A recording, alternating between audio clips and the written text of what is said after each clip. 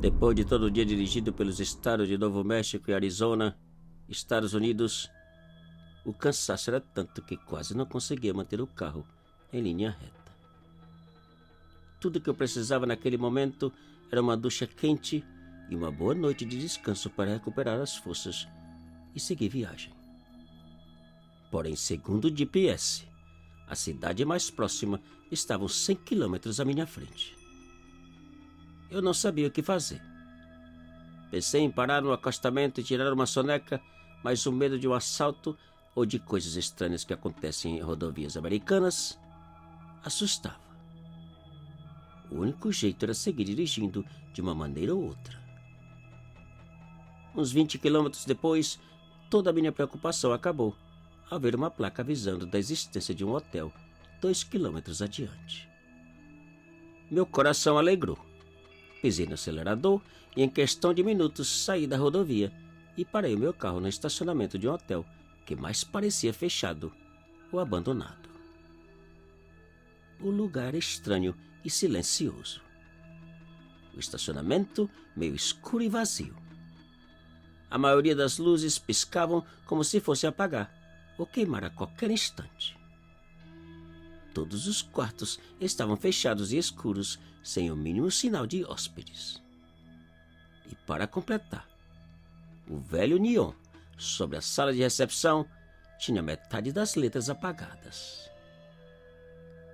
Tudo parecia um cenário daqueles filmes de extremo suspense e terror que somente Hollywood é capaz de imaginar e produzir. Para dizer a verdade, eu pensei em sair e dirigir os 80 quilômetros que faltavam para chegar até a próxima cidade. Mas o cansaço era tanto que deixei de lado os pensamentos negativos e fui alugar um quarto. Não havia ninguém na recepção. Eu toquei o sino e depois de alguns segundos, um sujeito alto, magro, barbudo e com os olhos esbugalhados apareceu e perguntou: "O que você quer?" Eu respondi que desejava alugar um quarto e ele ficou ali parado me olhando da maneira mais estranha que possa imaginar. Depois de pagar pela noite, ele me deu uma chave com o número 14 e eu saí à procura do quarto. Eu estacionei frente à porta do número 14, peguei uma camisa, telefone e entrei. O quarto era o que eu esperava de um hotel tão afastado de tudo. Uma cama, uma mesinha com 2 cadeiras, televisão e o banheiro. Depois de banhar por uns 20 minutos, liguei a televisão, deitei e logo dormi.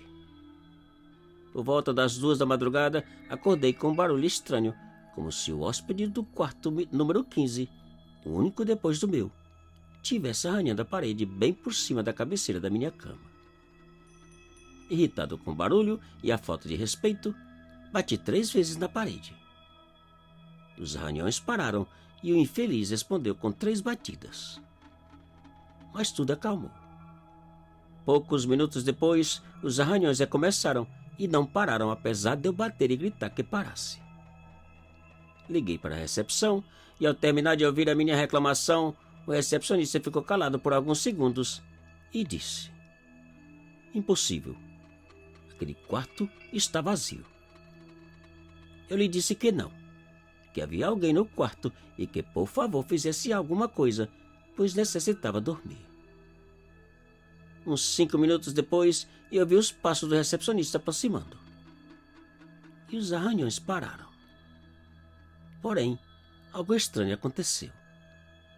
Ao invés de ir até o quarto barulhento, o magrelo parou frente à minha janela, baixou e ficou com a cara grudada no vidro em um dos cantos, tentando ver através da cortina transparente.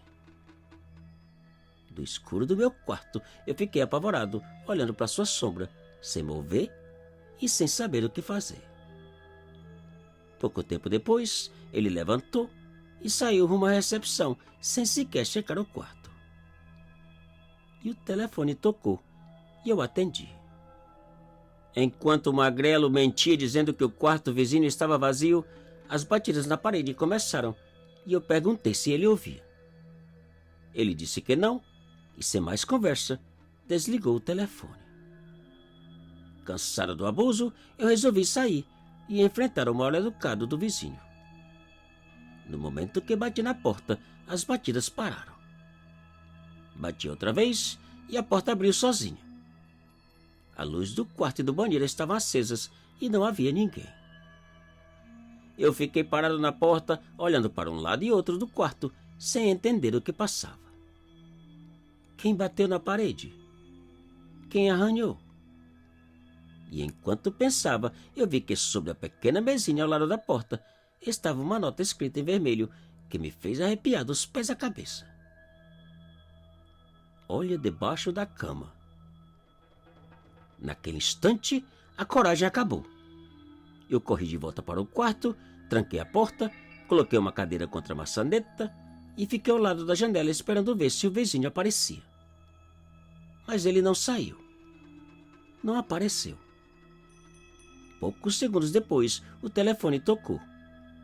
Atendi e a voz do magrelo, ou sabe lá de quem, disse: devia ter olhado. Aquilo foi a gota que faltava. Soltei o telefone, agarrei minhas coisas e corri para o carro. Enquanto tentava colocar a chave na ignição, preocupado com quem tivesse debaixo da cama, o magrelo apareceu na porta da recepção e começou a correr na minha direção. E o carro não ligava. Eu xingava, rezava, rogava a Deus e nada ajudava.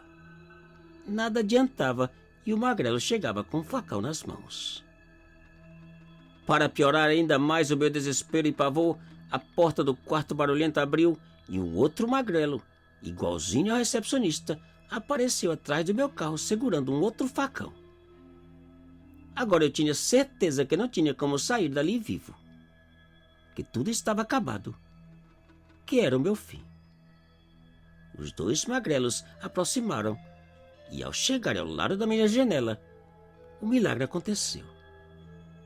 O carro finalmente ligou e eu saí daquele estacionamento jogando tudo o que havia no asfalto nos dois magrelos.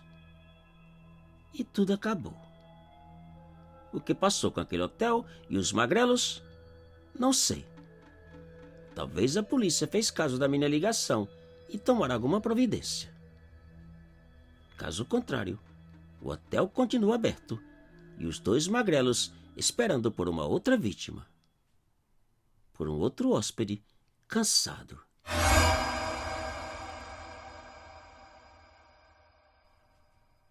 Te cuida e muito obrigado.